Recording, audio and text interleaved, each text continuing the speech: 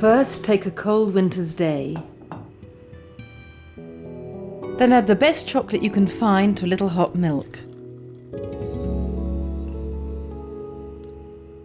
Then add something sweet and a little Christmas spirit. And let the magic do that thing that it does.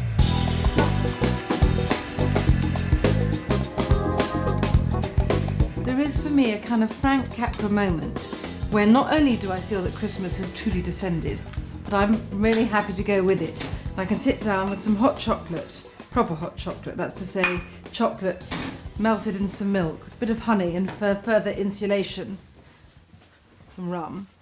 And I can do a little bit of creative play with a Christmas cake. Now, don't be alarmed. One year I did actually start soaking fruits in July to make a proper Christmas cake. And I have to say, by the time Christmas came, I was so exhausted with the idea, I just couldn't even make it.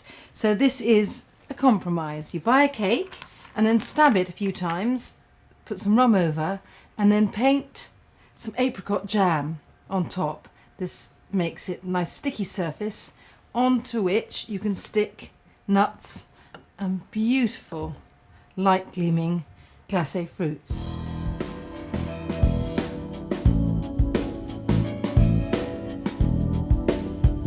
These are one of the marron glacé, really beautiful. It's snow where the sugar settles on top. You just completely cover the top. I'm not saying you should pretend you made this. I really wouldn't go in for that kind of thing. But it isn't all or nothing. You don't have to exhaust yourself. You don't have to pretend that Christmas isn't happening. This is the third way. And then at the end, just gloss it all over again with the apricot jam so it looks beautiful and gleaming. I mean, just look at this. Bejeweled with fruit. It's like Carmen Miranda's Christmas crown.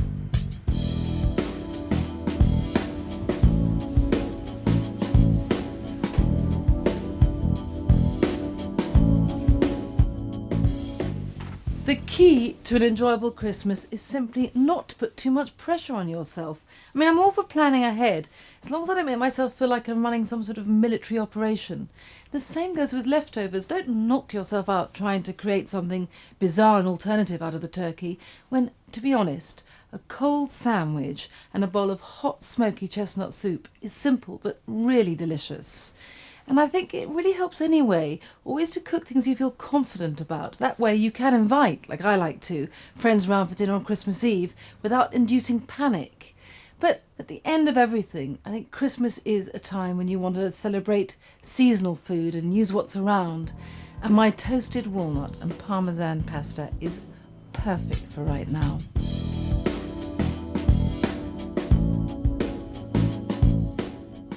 Now, I like using really short, flat pastas for this. So it's thick enough to coat with this sauce, which ends up to be quite thick. It sort of doesn't run all over it, it just sort of sits on top and you have to mix it in. Okay, so the pasta's in, and the thing about the sauce is that really it takes less time to make than the pasta does to cook, which is about 10-12 minutes. So I've got a bit of stale granary bread, and I want to get 150 mils of milk over this. It sort of soaks in. And what this bread and the milk do is kind of help the nuts cohere and form a sort of sauce. Now, the walnuts. First off, they just have to be toasted in a dry pan. The Russian formalists always said that the point of literature was to make the stone stonier. Well, this makes the nuts nuttier. And you'll be able to tell when they're ready, because it's not that the colour changes so much with walnuts, but you do get this sort of sudden sense of a kind of walnutty fog that's hitting you about here.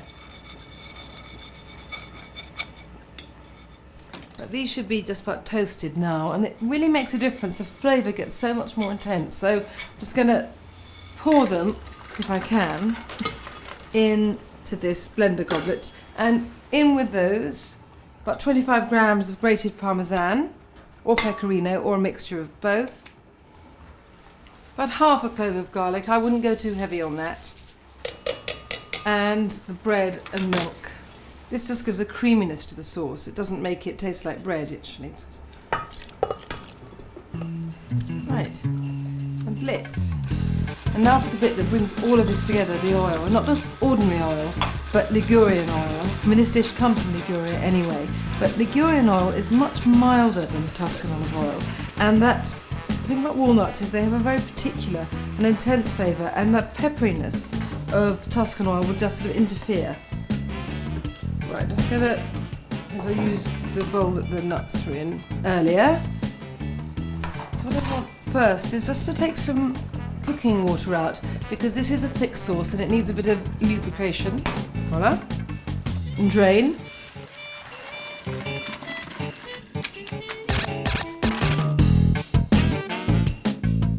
Well, it's not vociferously drained. I've left a bit of water on it when I just turned the pasta back in the pot, just enough to help the sauce adhere. It's con la goccia, with a drop, as it's called in Italy. In other words, you do want some water around it because it just helps the sauce amalgamate into something a bit creamier. Perfect. So I'm just going to turn this bowl. You do sometimes find this sauce with cream in it, but can you see it kind of, the combination of all the pasta and the bread and the water, it gives off its own creaminess. Just needs a couple other things. Some walnuts. It's as much about having a bit of that texture as, more of the taste, and kind of remind you of what's happening. Some parsley. That's it. I mean, very little work. Very great reward.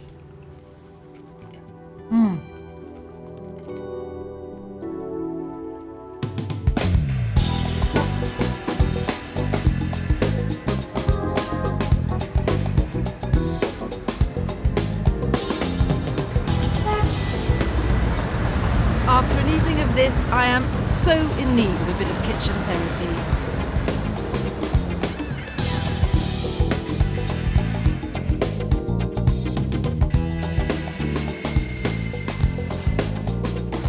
Pomegranates are, for me, the quintessential Christmas food. We had them every year in our stockings. I remember lying in bed from about 4 in the morning onwards, winkling out those seeds with their kind of red beadiness. And what I'm going to make now is a kind of Christmas version of something called Eton Mess, which is just cream, meringue and berries. And I suppose there's only 3 ingredients.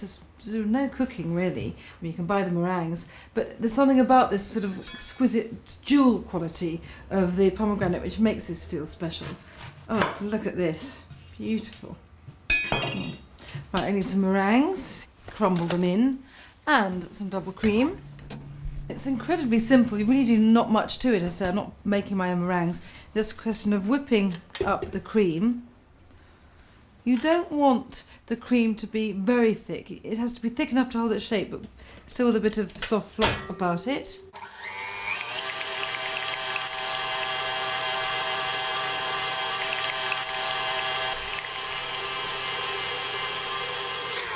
Perfect, that's just right. Now, these bought meringues are fine. I use a packet of 8 little meringue nests. Now, the thing is, you want to crumble them in. These crumble 7 of them in, but not too finely, otherwise it just dissolves into the cream. So, fairly large chunks. I mean, some of it will just go into dust anyway, so you have a mixture, which is perfect. Now the pomegranates. You may be familiar with my pomegranate seeding technique. You just bash with a wooden spoon, and the seeds just scatter out. You need to use quite a few fruits, simply because the cream is very rich. Not that this is a problem this time of year, or shouldn't be. And you just want to punctuate it with just the right amount of kind of fruitiness. Look at that lovely river of pink juice. So now I'll just fold loosely. You can see everything just hangs together in a kind of messy clump. And now, just pile it up. I don't know what I'd call this really. I mean, I just think of it as a sort of pomegranate meringue mountain. And then, just a few more seeds just on top of the cream and meringue, but also I like them scattered about the plate too. Just makes it come alive, doesn't it? Beautiful, so Christmassy.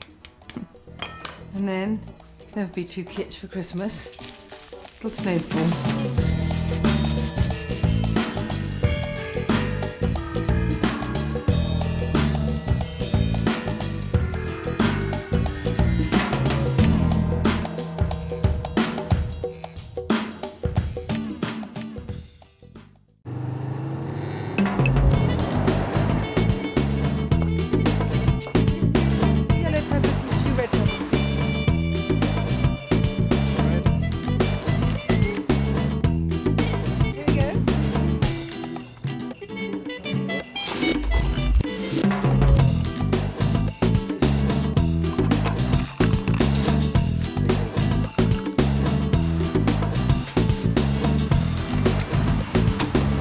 Anything you can do in advance is going to make your life a lot more mellow in the weeks ahead.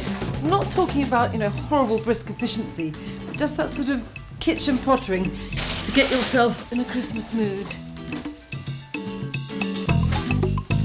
And golden crunchy macadamia nut brittle certainly does it for me.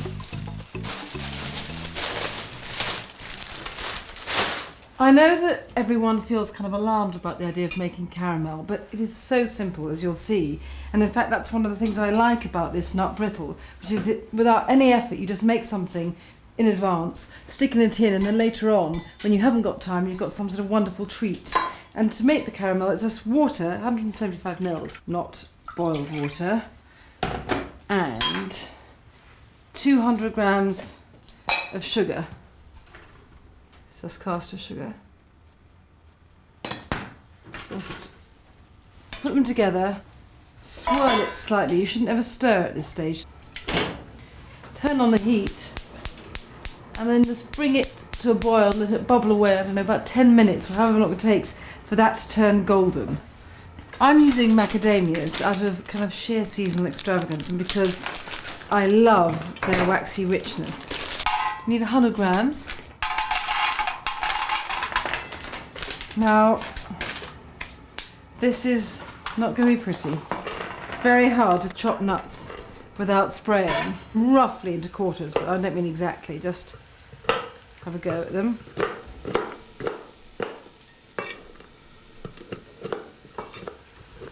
Right, my nuts are chopped, waiting, and, excuse me, how dinky is this?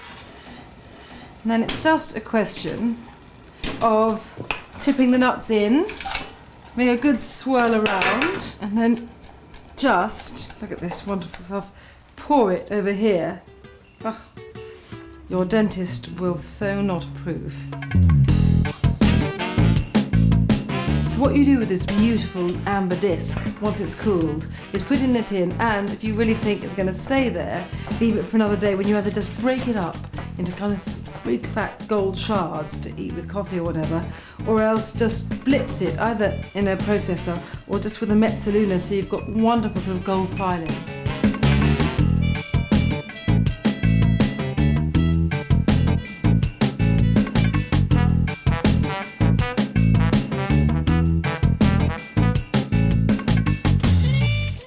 In Naples at Christmas they make something called insalata di rinforzo, which means reinforcement salad, which is this wonderful jewel-bright salad of preserved vegetables, which give just the right kind of zing and crunchiness to a plate of leftovers later.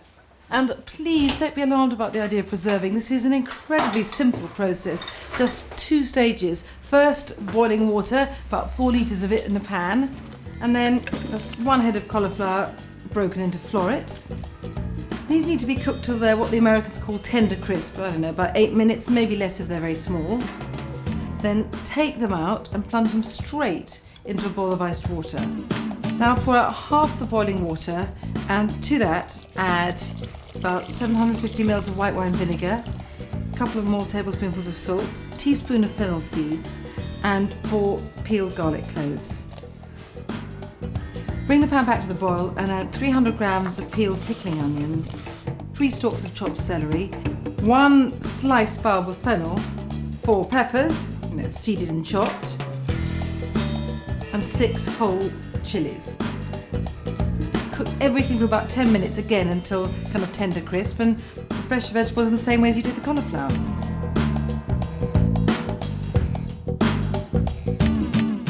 These beautiful vegetables have been drained, and now it's the final part, sort of a little saucing with some olives, couple of tubs, green, black, mixed as you want, about 200 grams. And you know, when you've got olives and capers, you know you're in the south of Italy. And wonderful bit of vitamin C, very good for winter. Parsley. Now you can eat it as a salad just as it is, in which case you need to make some dressing. Vinegar. I'm using about 50 mils here. Twice that of olive oil, this is extra virgin. I wouldn't normally make a dressing so vinegary, but the whole point of this is it's kind of acerbic hit. So just whisk this together. Pour over. Now the easiest way to mix all of this is just to use your hands. Oh dear, first casualty in olive. This is so addictive. It's kind of halfway between a vegetable and a pickle. I love it with just a plain roast chicken, but actually, you know, with leftovers, perfect. I mean, with anything, once you start eating this, you find you have to find an excuse every day. But the whole point of this is that you can put it in jars where it will stay, you know, throughout Christmas. And indeed, what you just do is fill glass jars with it fairly closely to the top. And all you do is add liquid, half vinegar, half oil, and just pour over, which seals all that sort of crunchy sourness. I know we don't need to pickle and preserve throughout winter anymore, but it's such a pity to lose that. I have to say I find it so reassuring just to have this stash to put by on my shelves.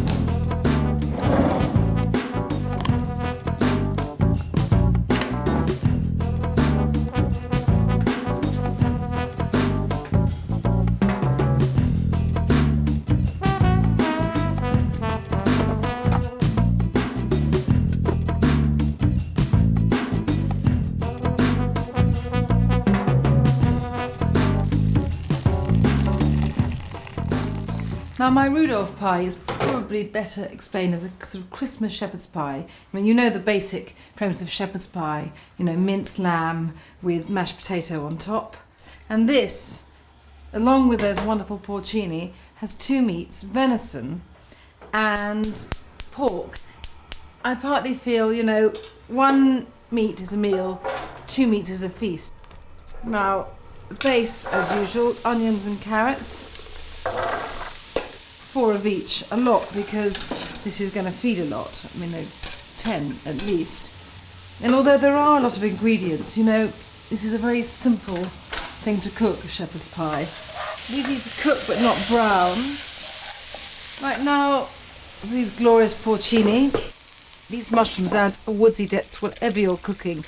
You know, expensive, but you're worth it. Those in, and quick. Turn around. And now 500 grams of button mushrooms. Now there's something really strange happens here, because normally I think these kind of mushrooms taste like nothing. I mean, of nothing. But there's something that happens when you put them with porcini. It's as if they respond to the call of the wild and all their mushroominess returns to them and you get lots of flavour. Right, I want to brown the meat now, but there's such a huge amount that I'm going to have to get rid of the vegetable mixture first. And I have to say, you kind of have to have dinner lady muscles for this. I don't, so...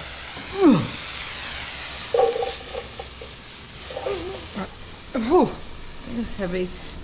I can live with those bits at the bottom. Those beautiful colours. And the meat. Look at this venison. I mean, like something out of a still life, that ruby red.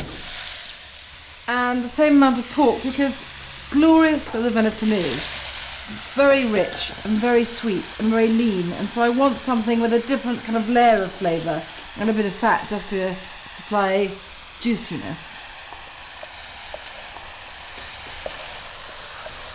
That meat looks just about right. Great. Right. Back with these vegetables. Okay, so everything's combined. So I just need a bit of flour. This won't make anything taste floury. It's just because I want everything to adhere and combine together with a sort of oozy covering. What I don't want is meat with liquid floating around it. Now, just a few things. This is the mushroom soaking liquid, which smells as dark as it looks. It's incredible. Tomatoes, I've got a couple of cans. These are chopped, whatever you've got in the house.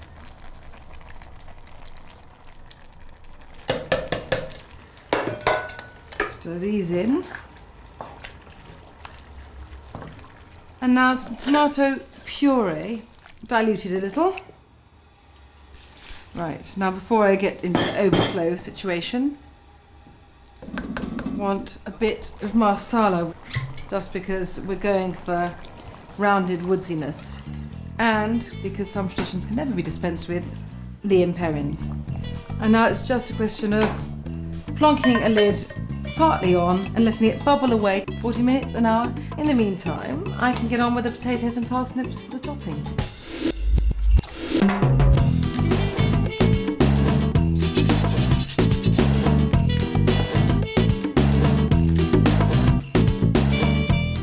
We're just going to cook this now while it's still warm.